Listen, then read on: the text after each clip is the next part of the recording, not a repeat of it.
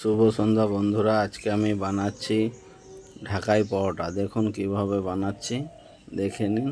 দিয়ে এরকম বাড়িতে বানিয়ে খাবেন, দেখবেন খুব সুন্দর লাগবে। এটা যে তেল খুব কম খায়, তেল বেশি খায় না, মানে পরোটার মধ্যে তেল একদম পাবেন না, একদম শুকনোই পাবেন। এইভাবে করে কাচিয়ে নেবেন।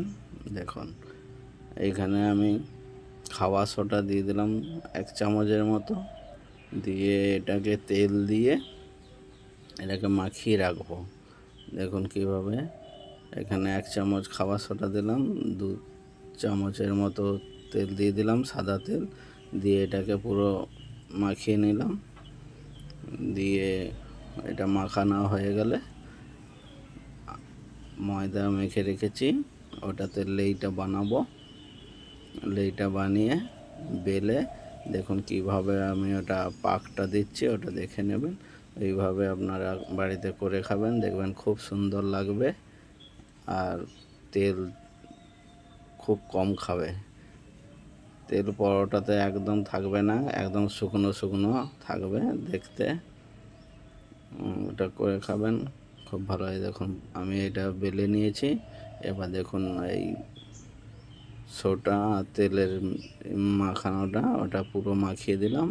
দেখুন মিডিল থেকে এইভাবে কেটে নিয়ে এইভাবে করে মুড়াতে হবে। এরকম করে মুড়িয়ে এই পিছনটা এদিকে এইরকম করে মুড়তে হবে। এইভাবে মুড়ে রেখে এই মাথাটা কেটে একটু মাথার মধ্যে তেল দিয়ে ওটাকে রেখে দিতে হবে। মোটামুটি ঘন্টাখানেক এইভাবে রেখে দিতে হবে বসিয়ে। আপনারা দেখুন কীভাবে সব আমি একে একে করে সব বানিয়ে নিচ্ছি। আপনারা বাড়িতে বানিয়ে খাবেন, দেখবেন খুব সুন্দর লাগবে। আর খুব ভারী খাবার, এই খাবারটা হচ্ছে খুব ভারী খাবার, একজনের জন্য ঠিক আছে। খুব ভারী খাবার এটা, আপনারা বাড়িতে করে খান, দেখুন খুব সুন্দর লাগবে।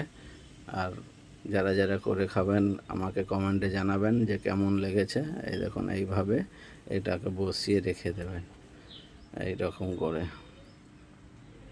দিয়ে একটা ঢাকা দিয়ে রেখে দেবেন 1 ঘন্টার জন্য রেস্টে। তারপরে দেখবেন 1 ঘন্টা পরেই করবে এটাকে। তারপরে এইভাবে মাথাটার উপরটা দিয়ে হালকা করে চেপে চেপে এটাকে আপনার বেলে নিতে হবে হালকা করে, এরকম করে রুটির মতো বেলে নিয়ে। আর যেই দিকটা মুখটা আছে, মানে ওই ছুচোলোটা, ওটা উপর দিকেই থাকবে। তেলে যখন ছাড়বেন ওটা উপর দিকেই থাকবে। আর দেখুন এইভাবে লাল করে ভেজে নিতে হবে। এই দেখুন ফুলছে কত সুন্দর। দিয়ে বাড়িতে আপনারা বানিয়ে খান। দেখুন এইভাবে তেলটাকে একটু ঝরিয়ে নেবেন, দেখবেন পরোটার মধ্যে একটুকুনো তেল থাকবে না, পুরো শুকনো ড্রাই থাকবে। আমার রেডি হয়ে গেল আজকে আমার ঢাকাই পরোটা আপনাদের সামনে।